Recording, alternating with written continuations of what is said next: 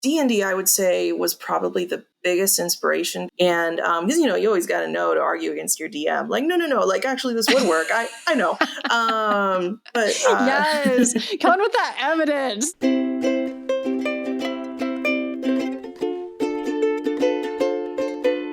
Welcome to Nerdlandia. Welcome to Nerdlandia for a bonus episode on sword fighting. I'm your host, Emily Case Buskirk. Today's guest, Morgan, is an avid lover of all things fantasy, and she wanted to bring some of that magic to her day-to-day life. She shares her experience with the Nebraska Swordfighters Guild, the style of martial arts they practice, which is called Italian longsword, the gear they use, and more. Morgan, thank you so much for joining today. I'm so excited to learn more about the Swordfighting Guild. Well, I'm excited to talk about it, Emily. Thanks for having me. Thanks for having our group. We're really excited. That's awesome. So to kick things off, I'm dying to know more about the style of sword fighting. Can you provide more information on that? Yeah, so we do Italian style sword fighting. So it's created by someone named Fiore de Libieri. He was a sword master and a teacher that was lived in 14th century Italy. Interesting. To put things in perspective, 14th century Italy was like a bunch of warring city-states. Like it was just an entire city could be run by somebody in the morning and be taken over like by that evening by somebody else. So you needed to know how to fight, how to survive with armor, without armor, with a long sword, with a dagger, with only your hands. And yeah, like it was just, the time period was like, also there were no utensils, but everybody had a knife on them because that was how you ate. So like everybody could be trusted to be walking around with some sort of weapon. So to survive at that time period, if you were of the nobility, you wanted to know that the guy you were hiring to teach your son how to defend himself needed to be pretty dang good, right? And that's where Fiore came into play. That's the style we do. So like I said, all those different things, longsword, dagger, hand-to-hand combat. And then eventually when we as people get better, we are allowed to learn like spear and much more dangerous weapons. We do that. So it's a lot of how to it's not necessarily swordplay that is for show. It's swordplay for how to stay alive is kind of how we think about it. So cool. And so what do you think made the group pick that style in particular? So actually when the group started, it was started 10 years ago, and it was started by a couple of our founding members, Daniel and Bill. Daniel was a previous sword member of a different group called SCA, and they really wanted to learn more about Fiore because about 20-ish years ago, in 3 separate libraries around the world, the manuscripts that Fiore made about this type of swordplay were found. So a bunch of different independent people all over the world are like, oh, can we learn how to do this style? Is it a real style that actually can be used for swordplay nowadays? And so I think probably they had learned about it, heard about it. There was a big school up in Chicago. That's our mother guild, the Chicago Swordplay Guild. And one of their students, Joe Loader, came down from there to here in Nebraska, and he was the one who like kind of joined the group, and they said, hey, we really want to learn this style. And that's why they picked him. Like that's how it kind of came about, is Joe had a scholar level of education in that, and so he could teach it. That is so cool. I love the detail that it's all these different kinds of weapons. Do you have any favorites personally? I'm partial to the longsword. It's where I started. I started because I'm like, oh, swords are cool. I wish I could do that. Obviously. But yeah. And you don't necessarily hear about learning how to do like a longsword, like the big, flat, wide swords. You hear about like, and you see in the Olympics like rapier and things like that. Yeah, you don't get that opportunity for longsword. So when I got the opportunity to learn it, that's my favorite. I love using it. It's a great like multifaceted tool. It is not just fighting at distance. You can let go with one hand, take it to half swording where you're holding the sword in 2 hands. You can use it like a lever to actually throw somebody. There's so much you can do with a long sword. So that's why I like it. It's kind of my starting point and my first love. That's incredible. Do you have a collection of swords? So I'm relatively new to the sport of HEMO. And so I have only 2. I have a Lichtenauer, which is a much shorter, heavier sort of longsword, but allows me to get into close play a lot easier. And then I have it's a non-standard length Regenier is the brand. So it's a type of sword that's a fetter. It's much smaller. It's much lighter, but it's got a really long reach. So those are the two I have. But since I'm new, I don't have like the extent of weapons that some of our members who've been in there for like 10 years. Like they've got like, they'll take their full bag of swords out and they've got like 10 of them, you know. Like, yeah, well, that'll come with time. You'll get there, I can tell. I know, it's a hopeful thing. What drew you to the group? How'd you learn about it? And when did you get started with it? I've always been kind of a nerd. Kindred spirit. So I was, you know, and there's a lot of interplay between like, oh, I love D&D and I love, you know, and I was like, man, it'd be really cool to be able to like learn how to do like long sword. I want to do long sword. And I Googled it. And one of the things that came up was the Nebraska Swordfighters Guild, and they had a class through SEC. And that was back in 2019, early 2019. And their classes, they have classes that open up about like every quarter. And I could not get into a class. They would open up and they would sell out. Dang. Just like that. So I didn't actually get to start doing it until 2.5 years ago. Okay. That's when I finally got into a class and got to take the class through SEC. Which is great. Like it's a very approachable thing. You go in, they have swords that are poly swords. They're not metal. So you start it with like a plastic. And then they also have the headgear and the neck gear and the hand protection for you.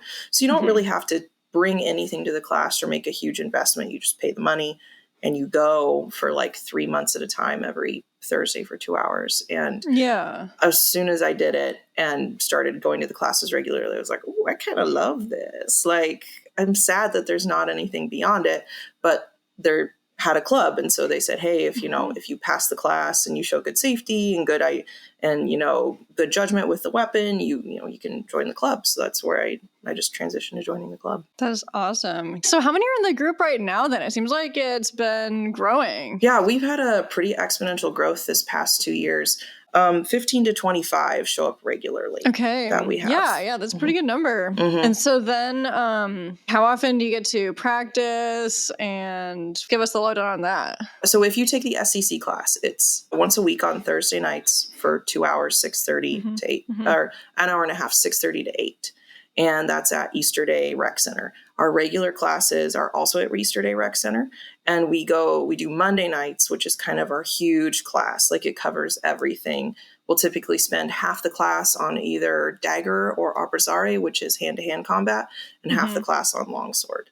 And then on Thursday nights, we also, so the court is split. We're on a big basketball court. Half the court is the SEC class and half the court is our advanced swordplay group.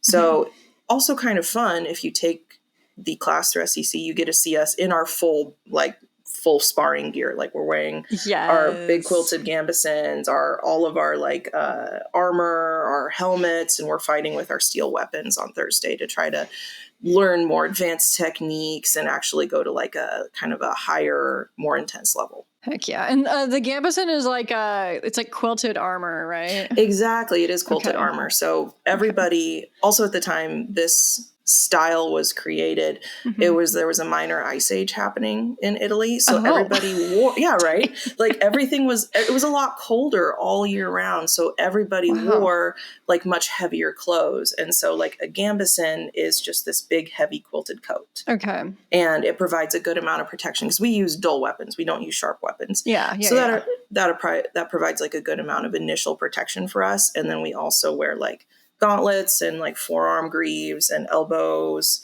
and then knee pads and shin guards, as well as a gorget, which is like a neck protector, and then a helmet. And then you can also add more armor if you want to.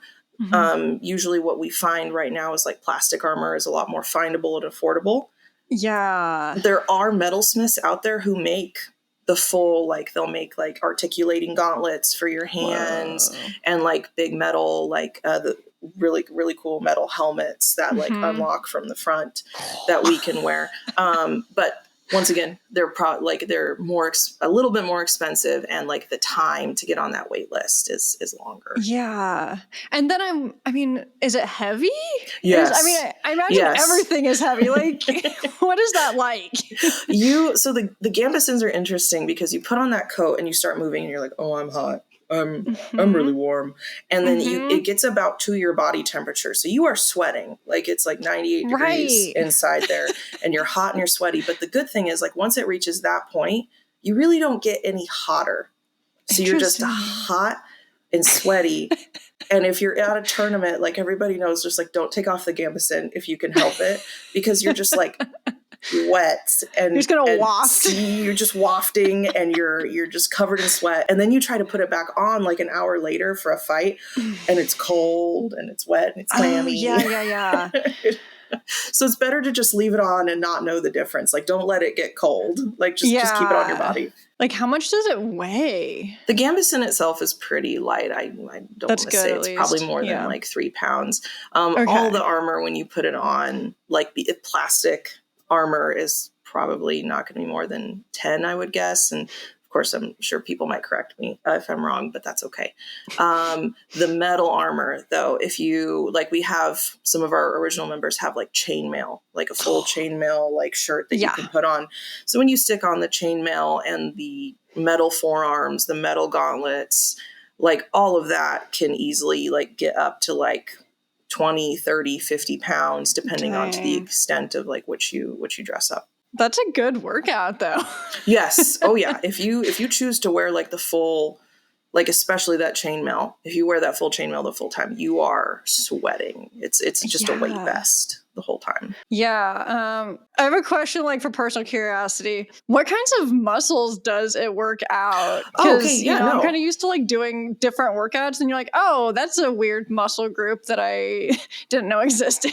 No, this is great. I'm a physical therapist by trade, so like this is a lot of what I take interest in. Great overlap there. Yeah, we want to make sure people don't have injuries too, because one of the ways that we tell people if they are doing their form right or wrong is by where they're sore. Okay. So if you are doing things correctly, you should feel sore in the upper and middle of your back, because a lot of your force and your weight should be transferred into your back and then down through the ground because you're grounded. If you are doing things wrong, you're going to feel a lot of forearm, elbow, and biceps pain because those are the muscles you're trying to use as a brake instead of really grounding yourself and having your back and your core be your brake.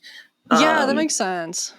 Everybody, when you start, your shoulders, your shoulders are very, very sore. We do just as much above the head as below. So a lot of our guards can be up here, very much above your head. And so holding a piece of metal above your head is very, very tiring. A lot of people wouldn't think that it would be that tiring, even if you're just going through a guard and out of a guard that's above your head to below your head. But oh my gosh, we have a guard called Fenestra, called the window guard, because it makes a window with your hands and the sword in your face, right? And the days we practice that, all of us are just like, oh, my shoulders. Okay, can we get a little break? Yeah, it can be a lot of work on those parts. Once you get a little bit more into the sport, you've been doing it a while, you learn that there are things that you should be more tired with, like when you're doing hand-to-hand combat, you should make sure that your core and your back will probably be tired, because that's actually how you save your arms and your legs and your knees. Totally. Is your core handles a lot of it. So that's a really good question, because it tells us a lot about how your body is trying to exert force and trying to work. Yeah.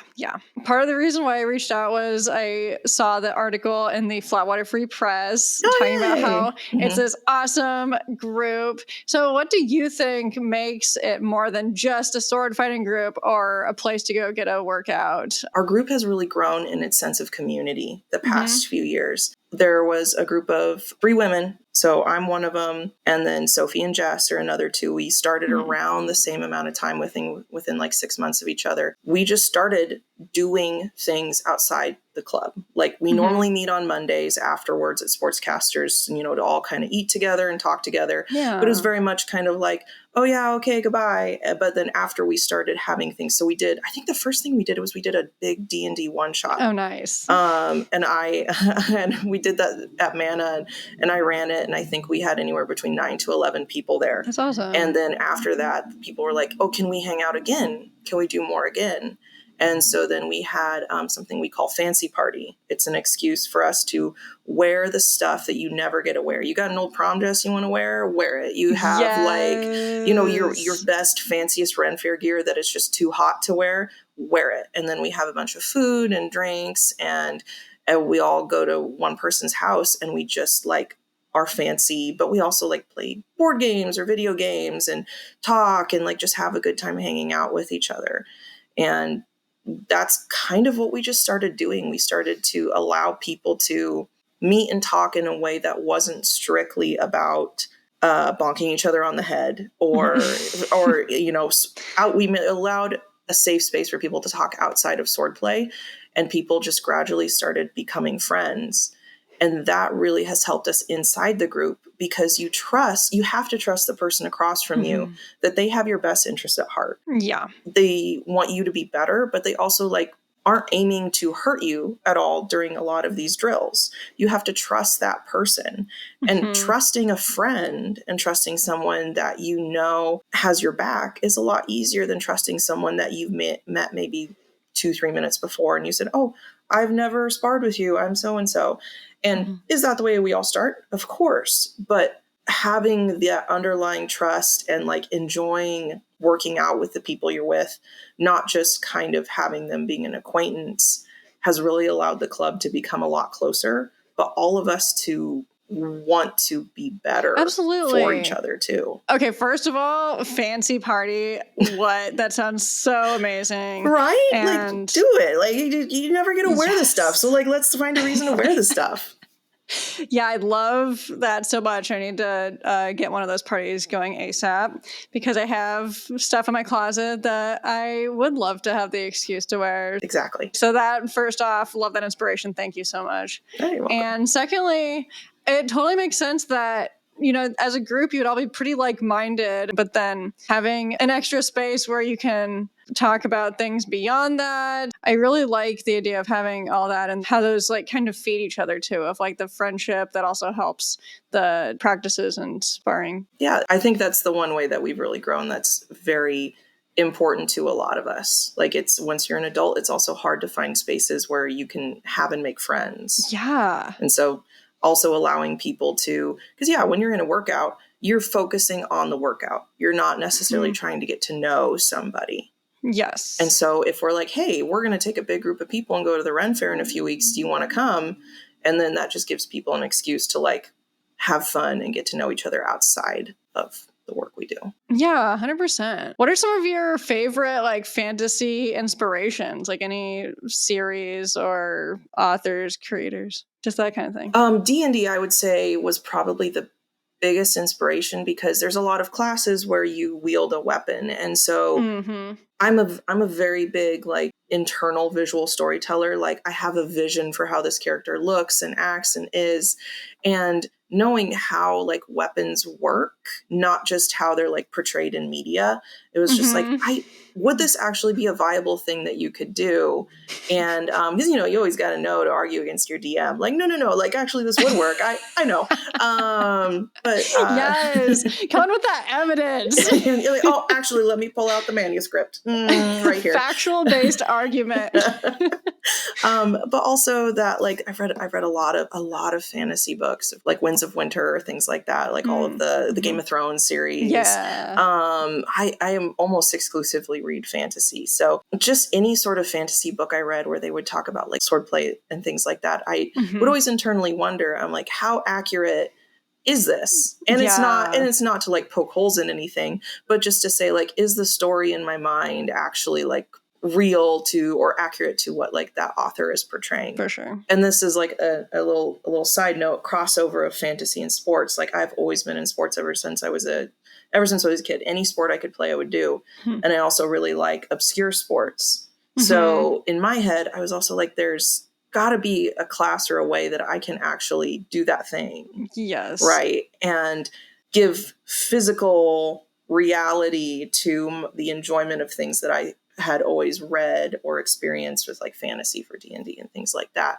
So that's kind of my inspiration for it, was like, could I really, really like feasibly make the physicality of a D&D character, like a fighter or a paladin or anything like that, come to life and describe it better and be a better player if I learned about it in swords. And also, I just want to learn about it in swords. So I just want to do it, like to actually do the thing that you talk about, every week or every month with your friends. You're truly living the dream. Mm-hmm. If you were a D&D character, what would your class be? Oh, paladin. Mm-hmm. Should have guessed. I just, you swing the sword, but also, the smite. The smite, you gotta love a good solid smite. And there's so many different builds you can make. I feel like paladin is if I can wax poetic for a second, it's the perfect, yes. It's the perfect mix of tank DPS, a little extra damage with that smite that you're getting out there, but also late game, amazing support with like the auras that you get, auras of vitality, things like that. You're giving your friends like so many boosts and bumps at the end of the game. It's just an all around excellent class. So like, why not? Based on everything you've described, that does sound like a perfect transfer of like what you're doing in the sword group too, Oh, wow. Yeah, it kind of does. Yeah. I love that. That worked out so perfectly. Is there anything else that you wanted to add that I didn't ask about? Oh, if anybody wants to sign up for classes or anything like that, the next session should be opening at some point in the next few months to sign up for, and that starts on August 28th. Classes are, I think, around like $70 to $80. We always love having everybody kind of come in and learn about the art of Fiore and the art of swordplay and things like that. And, if you want to learn and you want to get better and you want to maybe make a couple friends along the way and have some like fun adventures outside of the guild or inside the guild, we would love to have you. The fancy party invite. The fancy party invite is extended. Yeah. Love that. Thank you so much for sharing your information today. It's No problem. So cool to learn more about it. Thank you for having me. Learning an ancient sword fighting art and making friends along the way sounds like such a dream come true. Check out the show notes if you're interested in learning more. And that's it for this Rabbit Holes bonus episode. Check back next week for a conversation with Wendy about her bouldering gym, MW Climbing. See you then. Nerdlandia is hosted, produced, and edited by Emily Case Buskirk. Theme song and ending credit music by Keith West. Cover art by Ellen Stubbings. Additional music from Pixabay. Oh, and I almost forgot. The conversation was making me wonder what D&D class best represents my personality. So I took a quiz and got Beastmaster Ranger. Not the most popular class, I know, but if you know me and my growing assortment of animal friends, it seems like a pretty good fit.